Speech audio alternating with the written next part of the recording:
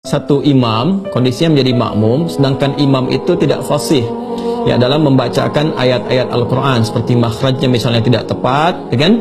Dan kondisi-kondisi lain. Pertanyaan pertama Anda, apakah sah sholat yang ditunaikan atau ada kewajiban untuk mengulang? Itu satu.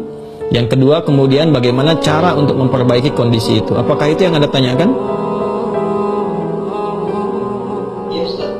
Baik, saya akan batasi pada apa yang Anda utarakan. Baik. Yang pertama, jika kita mendapati kondisi demikian, maka idealnya begini. Saya ingin sampaikan kondisi ideal supaya memahami fikih imam terlebih dahulu.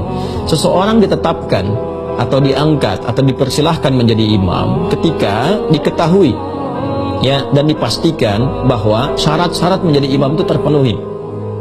Apa di antara syarat-syaratnya? Pertama, memahami fikih salat. Ya, jelas, karena imam itu pemimpin dari sholat. Kalau nggak paham apa yang dikerjakan, bagaimana bisa memimpin, ya kan? Itu memahami fikih sholat. Yang kedua adalah bagus ya dalam bacaan-bacaan yang dia bacakan. Ya, karena nanti bacaan-bacaan imam itu termasuk yang mengcover bacaan makmum dan gerakan diikuti. Jadi paham tentang fikih sholat, bagaimana mengerjakan dari awal sampai akhir karena diikuti imam itu. Yang kedua, bacaannya bisa mewakili makmum. Itu yang tercover dalam hadis Nabi SAW. Innama ju'ilal imamu liyutamma bih, fa qira'atul imami qira'atul makmum. Ya, adapun imam dijadikan untuk diikuti. Bagaimana kita bisa mengikuti? Kalau imam memahami sehingga benar dari awal sampai akhir.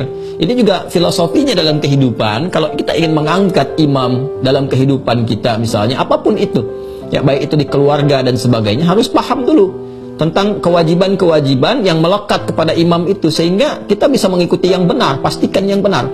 Anda profesinya guru misalnya, itu imam bagi murid-muridnya, wali bagi mereka. Maka jangan memberikan contoh yang tidak baik, pelajari bagaimana menjadi guru yang baik supaya murid-murid menjadi baik. Ya, suami imam bagi istri dan anak-anak di keluarga, maka pelajari bagaimana fikih rumah tangga dengan benar, sehingga nanti keluarga tidak mencontoh yang salah. Ya, ke atasnya lebih besar lagi. Nanti kata Nabi, kalau salah memilih fantadhiris sa'ah, ya tunggu akan ada masa-masa sulit nantinya gitu ya, dan akan menghasilkan atau menghadirkan situasi yang tidak kondusif dalam berkehidupan. Maka ini digambarkan lewat latihan sholat. Sholat itu jadikan ketat. Maka yang pertama dipastikan adalah orang-orang yang paham fikih sholat, bacaannya baik, benar, bagus. Ya, baru nanti di antara sekian yang banyak ada senioritas. Siapa yang paling senior, yang pengalamannya banyak? Kan yang paling senior itu kalau paham fikih sholatnya, bacaannya cukup baik gitu kan.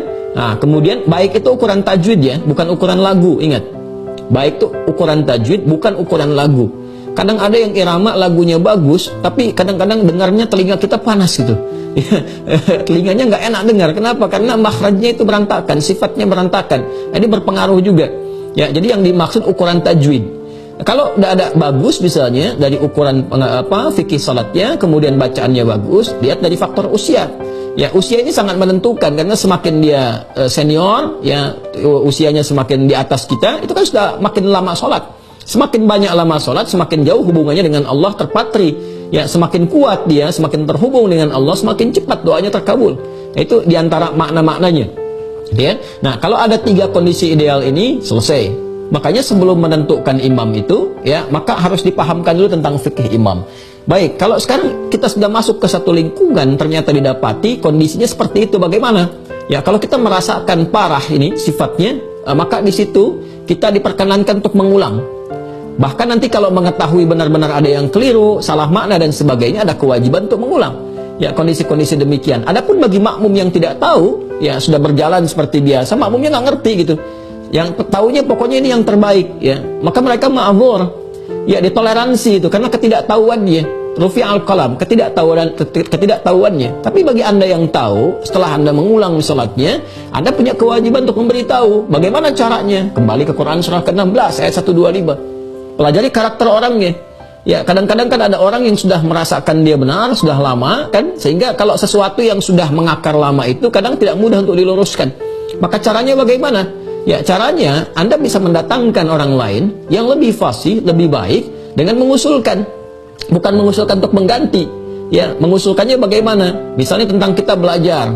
Ya, diusulkan oleh Anda, bagaimana kalau kita belajar, jangan hanya imamnya yang pandai bacaan, ya dengan cara yang baik. Kami juga ingin pandai-pandai bacaan, supaya bisa jadi imam di rumah dan sebagainya. Anda usulkan, boleh nggak kalau kita ngaji dengan ustadz-ustadz kita mengundang untuk mengajari kami, kalau imam tidak sempat punya waktu semuanya.